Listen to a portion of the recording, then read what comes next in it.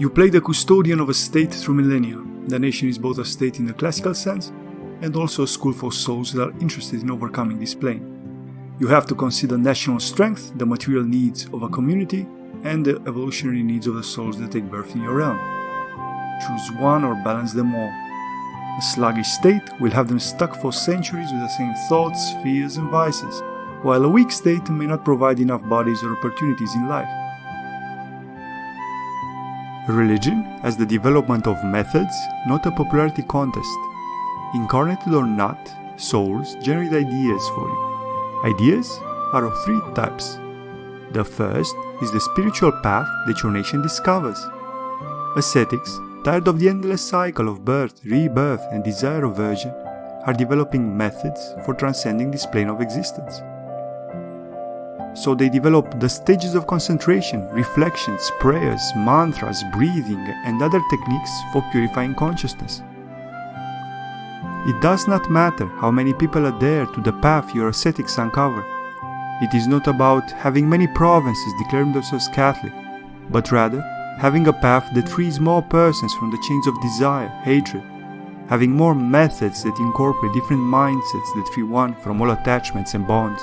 Governance as a collection of answers to communal questions. Instead of having broad systems like communism, monarchy, or democracy, use ideas to answer each individual governance questions like who leads our nation? It can be one person, it can be three, it can be a couple, it can be a council. How is that person chosen? Leadership can be inherited, elected by others, and then you have to choose who can elect your leader. Only landowners, everyone older than 14. Or your leaders can also be selected in more unorthodox ways. You can go the Athenian way and choose them by solstition randomly. You can go the Tang dynasty way and have examinations. Then you select the exam subjects: moralism, science, archery.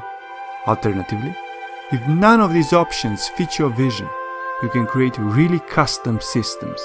Maybe you believe that the leader should be selected after a death match or some other way. You can add this custom option. We approach every issue of community management in the same way, from economics to the justice system, giving you complete control. Effects that change over time.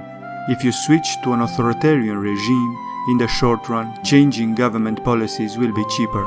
But in the long run, after the first generation of rulers die, corruption and nepotism will increase significantly. Or, if you grant women access to office, you'll have a gradual increase in ideas, but a gradual decrease in natality, less children per woman. Effects that change based on your production of their associated resources. For example, you can get a one-time bonus equal to 10 times your yearly food production.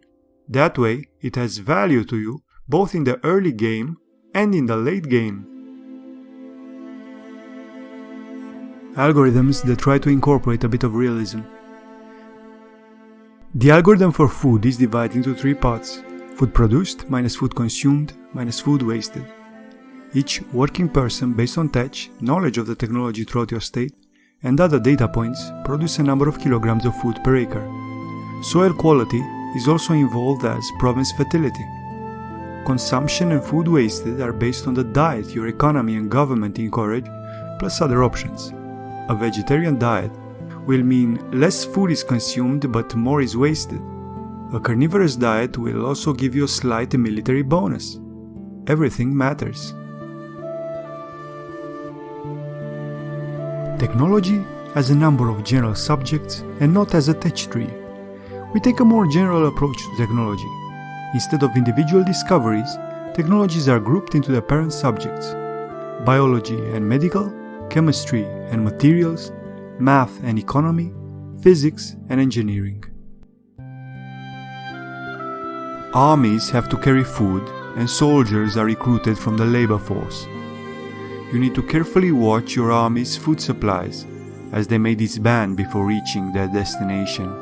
Also, when an army goes to war, it takes with it a significant part of the labor force, decreasing the food production at home. You can set your nation back centuries by taking an ill-advised opponent to war and having most of your working men die of starvation in enemy territory. War, lies and propaganda. We explore the way politics has been poisoning our mind stream for millennia, spinning half-truths into rigid dogma and encouraging us and our ancestors to commit various atrocities. In preparation of a war, you can claim the opponent's territories on the global stage. Then, to declare war, you have to choose an exterior casus belli. What other global actors will be told about this conflict? The just cause.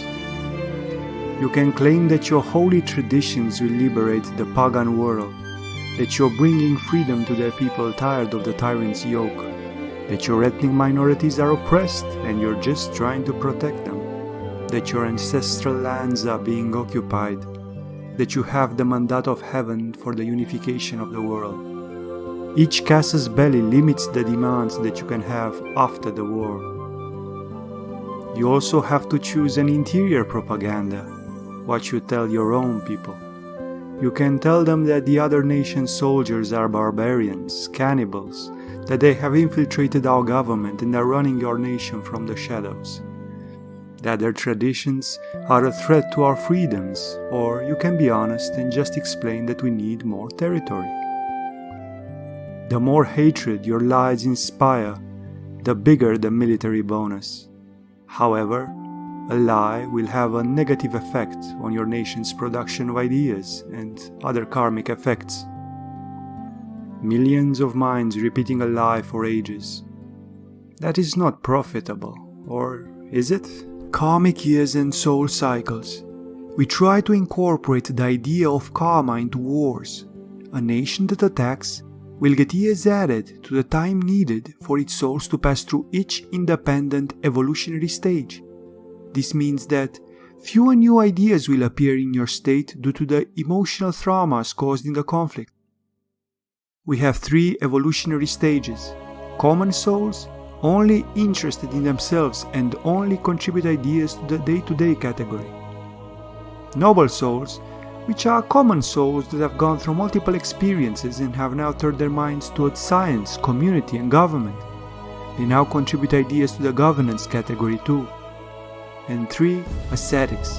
After noble souls give all they can to the scientific fields and community, they turn their minds to more, to transcendence, and then uncover the spiritual methods that free us all. Once their interior work is completed, ascetics are freed and leave our world.